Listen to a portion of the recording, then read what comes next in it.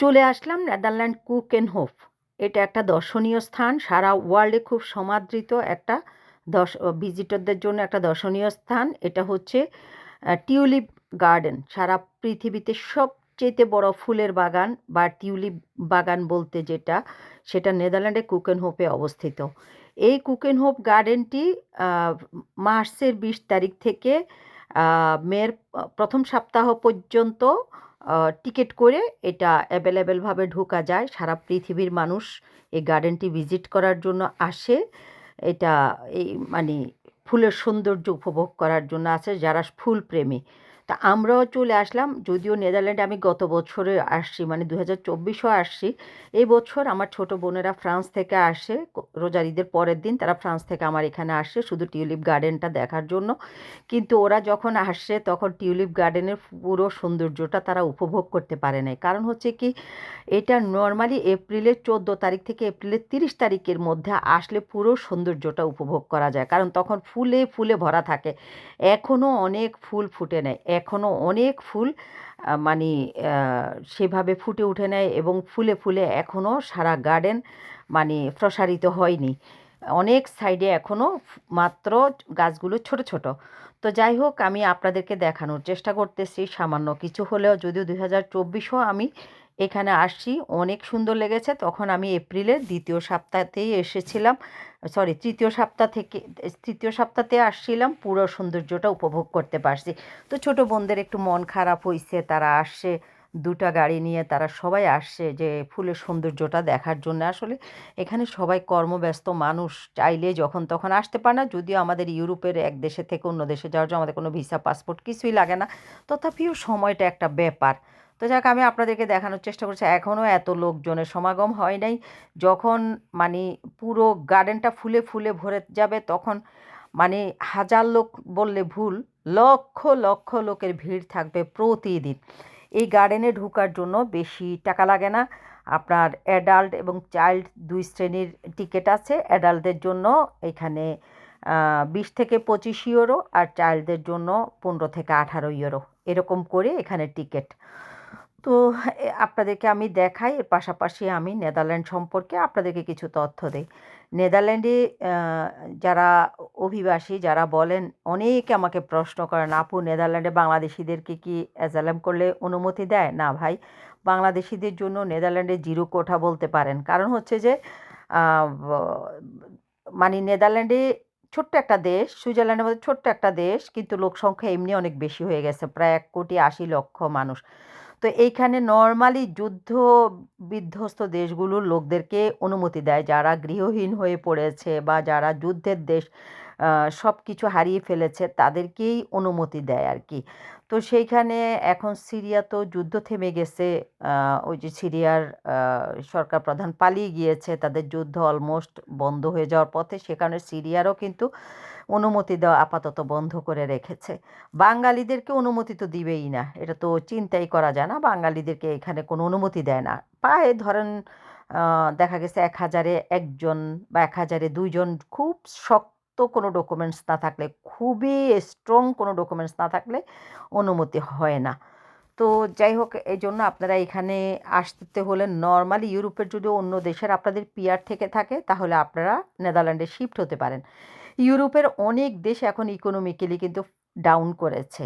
ভালো ভালো দেশগুলো না, যেমন সুইজারল্যান্ডের মতো দেশগুলো না, কিন্তু জার্মানও ইকোনমিক্যালি এখন ডাউন করেছে। জব মার্কেট খুব খারাপ, এবং ফ্রান্স তো বরাবরই জব মার্কেট খুবই খারাপ, এবং তাদের স্যালারি রেঞ্জ খুবই পুয়ার। স্যালারি এত কম দেয়, ধরেন 1400 ইউরো ইনকাম করতেই, ফ্রান্সের 1400 ইউরো ইনকাম করতে অনেক কঠিন হয় একটা মানুষের। কিন্তু নেদারল্যান্ডে আপনি যদি কোনোভাবেই কাজ করেন, যে কোনোভাবে 23+ হতে হবে, যে কোনো রকমের কাজ করলে আপনি 3,000 ইউরো অনায়াসে আপনি ইনকাম করতে পারবেন মান্থলি। তারপরে খরচটা একটু বেশি, জিনিসপত্রের দাম বা বাসা বাড়ি একটু বেশি তুলনামূলকভাবে, কিন্তু ইনকাম যেভাবে ফ্রান্স থেকে অনেক বেশি, সেই তুলনায় খরচটা অনেক বেশি না আর কি। তো যেখানে ইনকাম বেশি সেখানে তুলনামূলকভাবে খরচটা একটু বেশি, কিন্তু নেদারল্যান্ডে এত ইনকামের মানে অপরচুনিটি আছে, এত ইনকাম সোর্স আছে যেটা অকল্পনীয়। আসলে এটা মানে বলার মতো না, অনেক বেশি ইনকাম সোর্স, নানানমুখী ইনকাম সোর্স আছে। এটা যারা সরেজমিনে এসে থাকে তারাই একমাত্র বুঝতে পারে কত ধরনের ইনকাম সোর্স যে নেদারল্যান্ডে আছে। তো আপনারা যারা নেদারল্যান্ডে আসতে চান তারা অবশ্যই হয় আপনারা বিভিন্ন এজেন্টের মাধ্যমে বা আপনারা ওই যে জব মার্কেটে জব সার্চ দিয়ে আপনারা জবের জন্য অ্যাপ্লিকেশান করে আপনারা আসতে পারেন। আপনাদের যে লাইনে স্কিল আছে, আপনার যেটার উপরে ভালো স্কিল দখলকারী সেই লাইনের জব নিয়ে আপনারা আসতে পারেন। কেউ যদি রেস্টুরেন্টের শেফ হন, সে শেফের জব নিয়ে আসতে পারেন। কেউ যদি আইটি স্পেশালিস্ট হন, কেউ যদি ডাক্তার হন, যে লাইনের স্পেশালিস্ট আপনারা যদি সেই লাইনের জব সার্চ করে আসেন, এখানে সম্ভব জব সার্চ করে আসা, জব নিয়ে আসা সম্ভব, কিন্তু এটা একটু কম হয় আর কি, অনেক যে অ্যাভেলেবেল তা না। তো তারপরেও আপনারা যদি কোনো ধরনের ওয়ার্ক পারমিট নিয়ে আসতে পারেন সেটা তো আরও বেস্ট। কিন্তু ওয়ার্ক পারমিট মানে জব সার্চও তো ওয়ার্ক পারমিটই, কিন্তু আপনার ধরেন কোনো রিলেটিভ আছে, সে আপনাকে ওয়ার্ক পারমিট দিয়ে নিয়ে আসবে, এই ক্ষেত্রে হয় কি টাকাটা অনেক বেশি নেয়, এই 25 লাখ 30 লাখ টাকা নিয়ে যায়। কিন্তু আপনি যদি এজেন্সির মাধ্যমে আসেন সেখানে একটু কম আসবে। মানে নেদারল্যান্ডে অনেক এজেন্সি আছে যারা নেদারল্যান্ডেরই ডাচ এজেন্সি, ওরাও কিন্তু এরকম ওয়ার্ক পারমিট দিয়ে নিয়ে আসে, কিন্তু সেগুলো খুবই মানে রেয়ার আর কি। কিন্তু আপনি যদি নিজের দেশের কোনো লোক এখানে ব্যবসা বাণিজ্য করে নেদারল্যান্ডে, তা সে আপনাকে ওয়ার্ক পারমিট দিয়ে আনতে পারে, এটা হলে আপনার টাকাটা একটু বেশি যাবে, বাট আপনি আসতে পারবেন, 25-30 লাখ টাকা যাবে। তো 25-30 লাখ টাকা গেলেও মানুষ আসতে চায়। কেন আসতে চায়? আপনার 4-5 মাস ইনকাম করলেই আপনার 5 মাস ইনকাম করলে অলমোস্ট আপনার টাকাটা উঠে যাচ্ছে। কারণ এক কথায় বলে দিলাম, এখানে ইনকামের সোর্স অনেক। আপনি উইকলি 40 ঘন্টা কাজ করার পর, মানে পার ডেতে আপনি 8 ঘন্টা, উইকলি 5 দিন আপনি 40 ঘন্টা কাজ করার পরও আপনি পাশাপাশি অন্য কাজ করতে পারবেন। যদি আপনি ক্যাপেবল হন, আপনার শরীর যদি সেটা এলাউ করে, তাহলে আপনি কাজ করতে পারবেন। এরকম কোনো রেস্ট্রিকশন নাই যে আপনি 40 ঘন্টার পরে অন্য কোথাও কাজ করতে পারবেন না। তবে রেশিও হারে একটু ট্যাক্সটা বেড়ে যায়। যেমন অনেক দেশে আছে আপনি 40 ঘন্টার পর আর কোনো কাজ করার কোনো পারমিশন নাই, আপনাকে পারমিশন দেয় না। যেমন নরওয়ে আমরা ছিলাম 2 বছর, ওখানে আপনি 40 ঘন্টার পর কোনো কাজই করতে পারবেন না। কেন পারবেন না? কারণ ওখানে কোনো ইন্স্যুরেন্স হয় না। ওখানে ইন্স্যুরেন্স ছাড়াই মানুষের হেলথ মানে ট্রিটমেন্টগুলো ফ্রি। মানুষের যাবতীয় চিকিৎসাগুলো ফ্রি, কোনো হেলথ ইন্স্যুরেন্স লাগে না।